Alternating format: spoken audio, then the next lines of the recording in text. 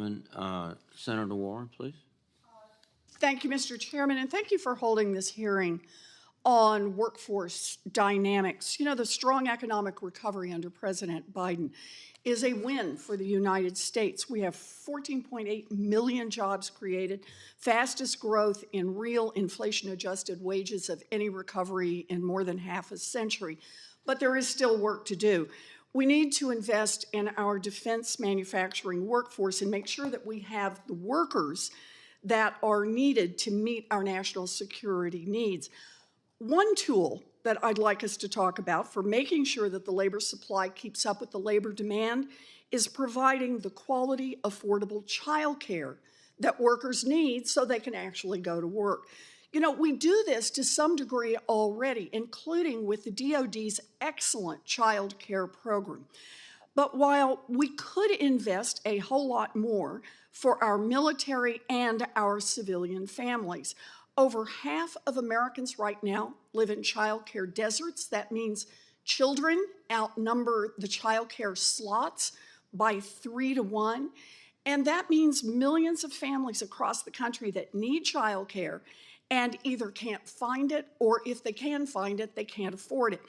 Professor Johnson, you're an economist at MIT, former chief economist at the IMF. So let's do some Econ 101 and drill down on the root of this problem.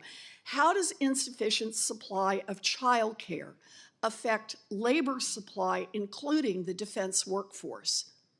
The lack of adequate childcare obviously limits the ability of women to participate in the workforce. And of course, many of those aircraft carriers and submarines that were built in World War II were built by women. Yeah.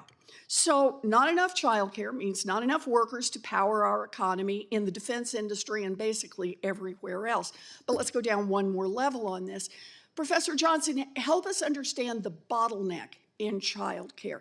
If we want to increase the supply of childcare, what's the key input that we need more of? You need more people willing to work in the childcare provision sector. Okay, so we need more child care workers to help unlock this labor supply across the board.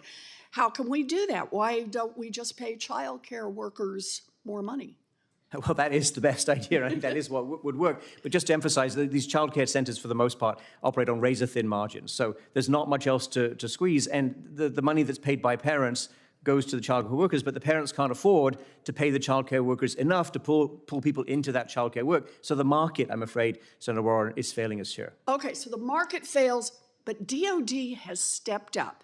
DOD child development centers cap fees at 7% of family income, and then the federal government picks up the rest of the cost. It is a worthwhile investment in military readiness. But DOD has not updated its pay scale for child care workers for 30 years now.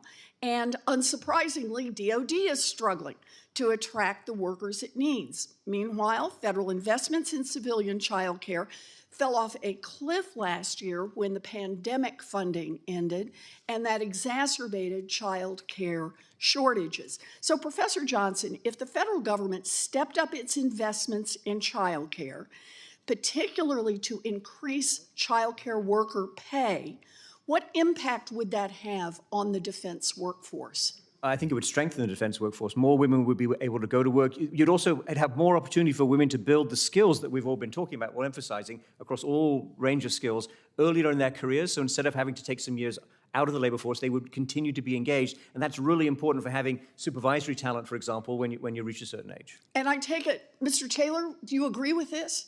Not only do I agree, it's an issue that you're increasingly seeing on the private sector side. Corporations are underwriting, and we don't have a 50-year-old lag in terms of compensation. So many, increasingly, organizations are building their own child care facilities and fully subsidizing them to draw talent in and to retain that talent. The other thing, though, Senator Warren, that I think is really important is increasingly we speak about, and we're seeing this in all of our data, it's dependent care. So more than just child care. Many of us find ourselves in the middle of this sandwich generation where you have to decide not to go take a job because no one is there to provide for your elderly parents or grandparents. So we are seeing a big theme in all of our data that says not only child care, but broadly dependent care. So I think this is terrific. You know, I'm all for building a strong defense manufacturing workforce, the topic we're here today to discuss. But let's treat it like the supply chain issue that it is and address root causes like underinvestment in childcare and dependent care and childcare workers. I'm glad to be working with members of this committee to invest in the DoD's child care program. I want to call out my partner in this, Senator Scott. We're working on this in our subcommittee, and we're going to keep fighting for affordable child care for our defense workforce and for all Americans. Thank you, Mr. Chairman. Thank you, Senator Warren. Senator Scott, please.